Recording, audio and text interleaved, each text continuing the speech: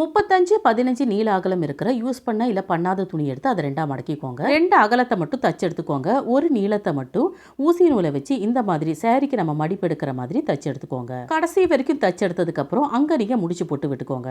இப்போ இந்த துணியை தலைகீழாக திருப்பி போட்டு அதில் ஸ்பாஞ்சோ இல்லை வேஸ்டான துணியோ அதை நீங்கள் சேர்த்து 3/4 வரைக்கும் நீங்கள் ஃபில் பண்ணால் போதும். அதுக்கப்புறமா நம்ம முதல்ல தச்சோம் இல்லையா, அதே போல் மடக்கி மடக்கி கடைசி வரைக்கும் இதே போல் தச்சு எடுத்துக்கோங்க.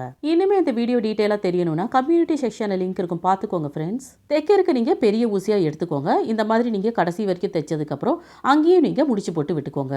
இப்போ மறுபடியும் அதுலேயே ஊசியில் குத்தி அதை அந்த தலையணையை திருப்பி போட்டு அதை நல்லா டைட்டாக இதே போல் பிடிச்சிங்கன்னா உங்களுக்கு இந்த மாதிரி ஷேப்பில் கிடைக்கும். இந்த மாதிரி ஷேப்புக்கு வந்ததுக்கப்புறம் அங்கேயும் நீங்கள் ஒரு முடிச்சு போட்டு விட்டுக்கோங்க. நீங்கள் மடித்து நீங்கள் தைக்கும்போது தான் உங்களுக்கு இந்த மாதிரி டிசைனில் கிடைக்கும். இந்த மாதிரி தச்செடுத்ததுக்கப்புறம் ஒரு பெரிய ஸ்டோனோ இல்லை அழகான ஒரு பட்டனோ இருந்துச்சுன்னா ஒட்ட வச்சுக்கோங்க, இல்லைன்னா தச்செடுத்துக்கோங்க. தேங்க்யூ.